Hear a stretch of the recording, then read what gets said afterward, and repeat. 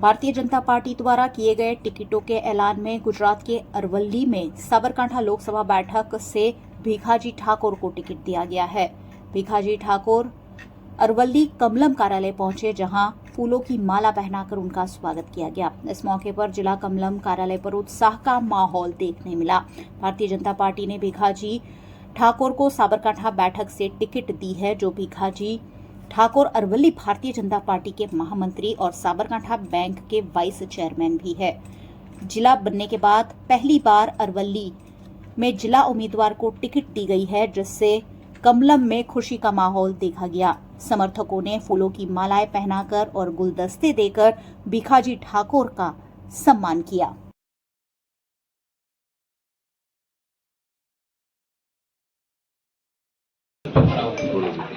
આજે સાબરકાંઠા લોકસભાના ભારતીય જનતા પાર્ટીના ઉમેદવાર તરીકે જ્યારે મારી પસંદગી થઈ છે, ત્યારે રાષ્ટ્રીય નેતૃત્વ એટલે કે આપણા જ પુત્ર આદરણીય નરેન્દ્રભાઈ મોદી સાહેબનો આભાર માનું છું। સાથે સાથે આપણા કેન્દ્રના ગૃહમંત્રી આદરણીય અમિતભાઈ શાહ સાહેબનો પણ આભાર માનું છું અને આપણા રાષ્ટ્રીય અધ્યક્ષ આદરણીય જેપી નડ્ડા સાહેબનો પણ આભાર માનું છું। સાથે સાથે આપણું ગુજરાતનું પ્રદેશનું શ્રેષ્ઠ નેતૃત્વ આદરણીય સી આર પાટીલ સાહેબ એમનો પણ આભાર માનું છું। મુખ્યમંત્રી ભૂપેન્દ્રભાઈ પટેલ સાહેબનો આભાર માનું છું। સંગઠન મહામંત્રી આદરણીય રત્નાકરજીનો આભાર માનું છું।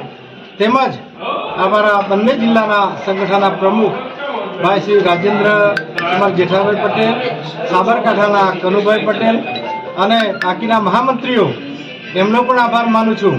અને જ્યારે મારી ભારતીય જનતા પાર્ટીના એક કાર્યકર્તા તરીકે ભારતીય જનતા પાર્ટીએ પસંદગી કરી છે, ત્યારે શ્રેષ્ઠ નેતૃત્વનો હું ખૂબ ખૂબ આભાર માનું છું।